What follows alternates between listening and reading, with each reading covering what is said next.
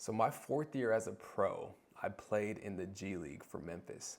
Now, 3 years prior to that, I played in the G League and I went overseas for a couple years. And I hadn't really found my flow as a player, as a professional. So I was struggling a little bit.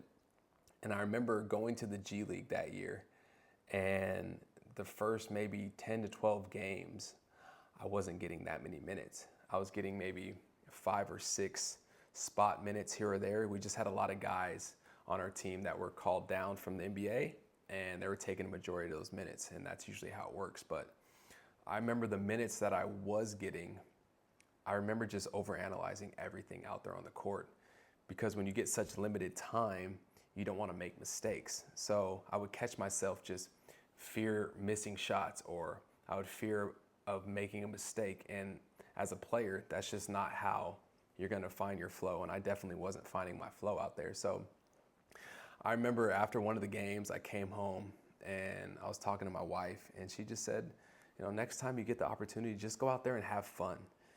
And as simple as that sounded, that's sort of all I really needed to just bring everything back into perspective. So I remember we had a couple guys get called up to the NBA, and it was myself and another guard that were going to take the minutes that game. So pretty much play almost the whole game because we had no other guards coming in.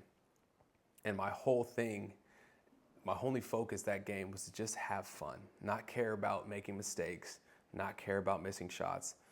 All that stuff would take care of itself. It was just to simply have fun. And I remember that was so freeing just to have that perspective again. And I ended up having one of my best games ever in the G League. And that sort of jump-started my G League experience. And I ended that year great. And it was just because that one moment of just remembering to have fun out there on the court. You're going to make mistakes. You're going to miss shots. Things aren't going to always go your way.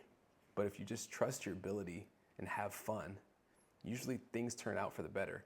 Now, you have to stay in the gym. You have to work on your craft. That's a given. You can't change that. But do not lose focus on having fun out there on the court, and the results will take care of themselves.